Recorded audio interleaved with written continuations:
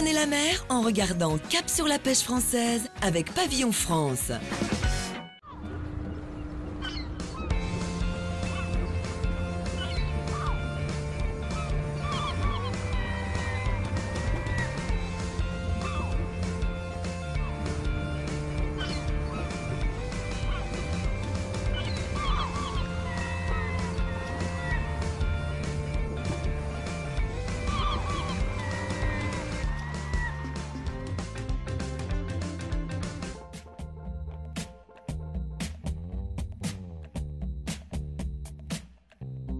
Sept premiers ports de pêche français en Méditerranée. 3000 tonnes de marchandises y sont débarquées chaque année.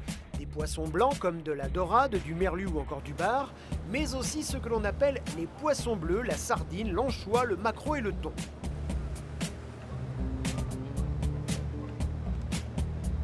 Moi, ça fait 41 ans que je pêche le poisson bleu. Depuis que je suis à la pêche, je pêche le poisson bleu.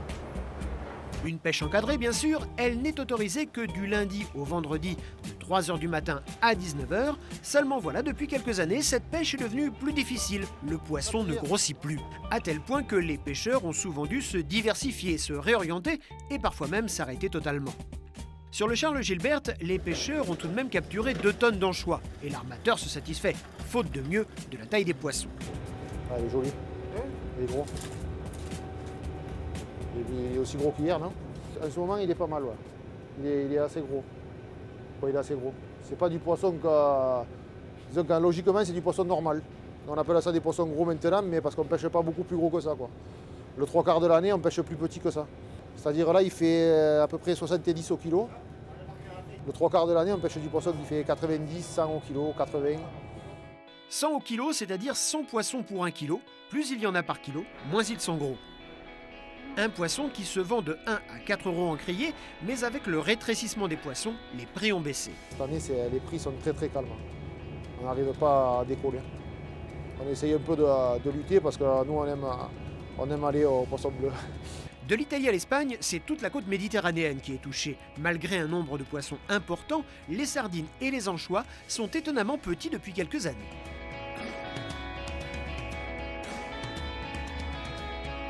Au début, on a observé une baisse du nombre de gros poissons dans les années 2009. Ça a inquiété les professionnels sans plus, mais quand la situation a perduré sur plusieurs années, là on s'est posé d'importants problèmes. Et on s'est dit, voilà, est-ce que ça va continuer longtemps? Est-ce qu'on va pas carrément voir disparaître cette ressource-là? Ce problème n'a jamais été rencontré par les professionnels. On en discute sur les quais, on le voit avec les professionnels. Les gens disent on n'a jamais rencontré cette situation du poisson de plusieurs années qui ne grossit pas. En fait, le poisson garde la taille d'un poisson de 1 an.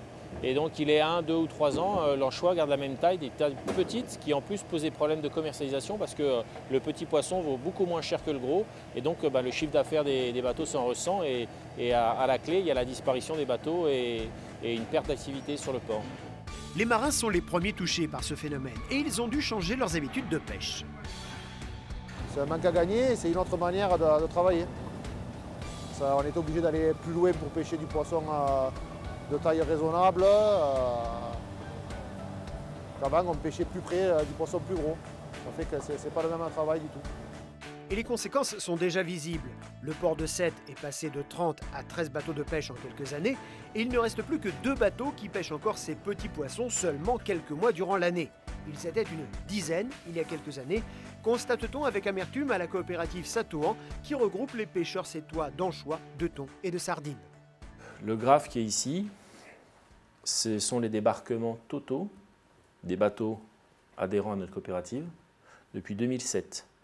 On voit donc en gris, le trait gris, c'est les quantités de poissons autres que la sardine et l'anchois. C'est-à-dire toutes les autres espèces qu'on pêche, le loup, la dorade, la baudroie, etc. Et en bleu, c'est les quantités de sardines et d'anchois cumulées. Donc on était à plus de 5000 tonnes de poissons bleus en 2007. Ça diminue à partir de 2008, 2009, 2010, 2011, 2012. Et les valeurs de 2013, puisque l'année n'est pas finie, qu'encore diminué. Donc on voit qu'il y a une chute brutale, puisqu'on est passé à plus de 5000 tonnes par an, à 1000 tonnes à peine par an de poissons bleus. Donc le phénomène, il s'observe de la frontière espagnole et même au sud de la frontière espagnole jusqu'à la frontière italienne, sachant que si on regarde la carte qui est ici, les bateaux pêchent sur l'ensemble du golfe du Lion, c'est-à-dire de la frontière espagnole à la frontière italienne, qu'il y a moins de capture de sardines anchois quand on va vers l'Italie. Donc ça concerne tous les ports. Port-Vendre, qui est un gros port de sardines, Port-la-Nouvelle, Agde, Sète, le Gros-du-Roi, Port-de-Bouc, Marseille, tous les ports sont concernés et touchés. Résultat, les pêcheurs qui se sont tournés vers la pêche au poisson blanc ont augmenté la pression sur la ressource, ce qui a commencé à déséquilibrer l'écosystème du golfe du Lion. Pour comprendre ce phénomène, les pêcheurs se sont tournés vers les scientifiques. Une fois par mois, les professionnels préparent un prélèvement aléatoire de leur pêche.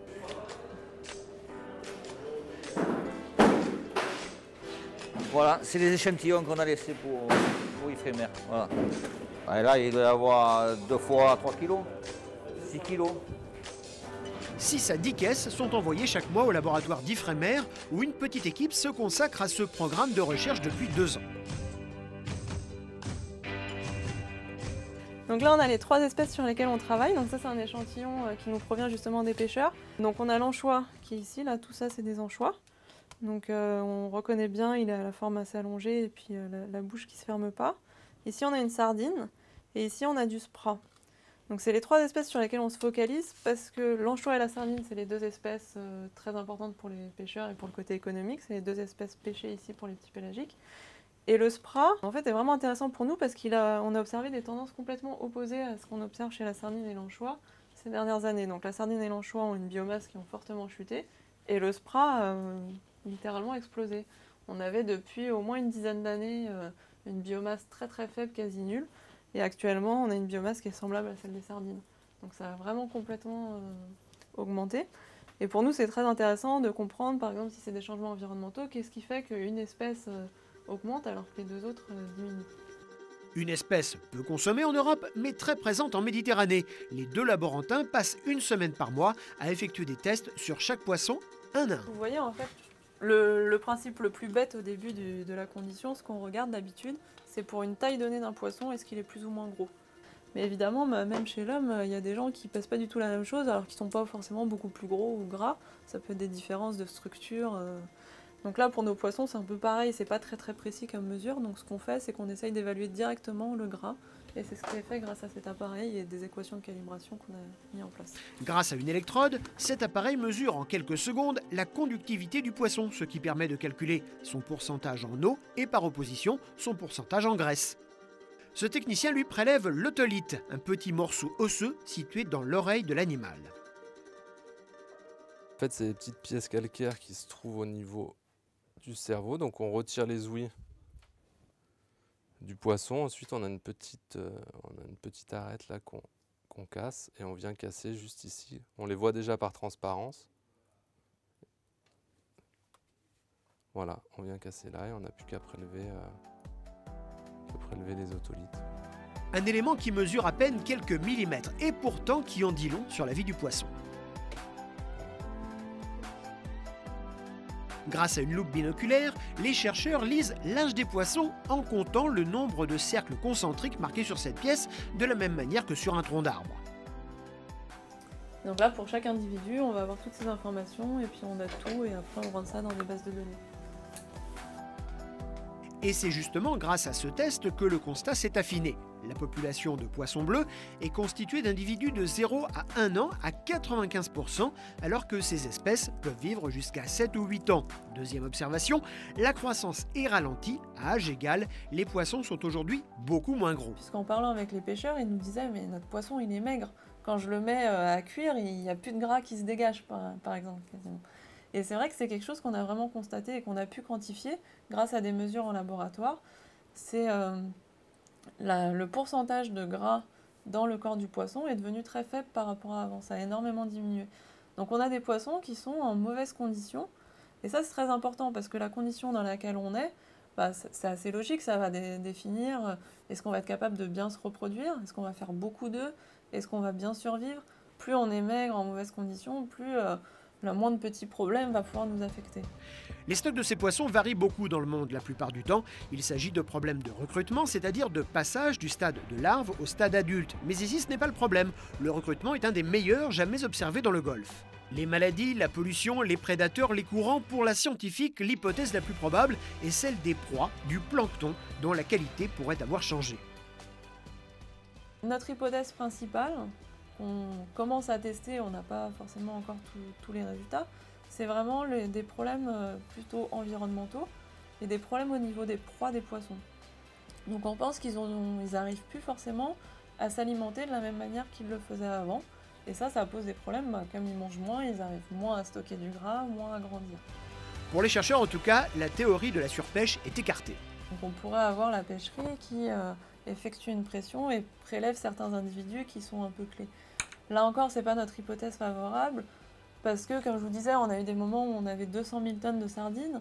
À cette époque-là, les débarquements effectués par les pêcheurs, ça représentait entre 10 et 15 000 tonnes de poissons. Donc c'était une quantité qui était relativement faible par rapport à la biomasse qui existait. Donc on ne pense vraiment pas que ce soit la pêche qui ait posé ce problème sur les poissons. Un véritable challenge scientifique. En fonction des conclusions à venir, la chercheuse livrera son avis aux instances politiques nationales et européennes sur les mesures à adopter. La semaine prochaine, nous nous rendrons à Agde pour découvrir les coulisses de la criée du porc.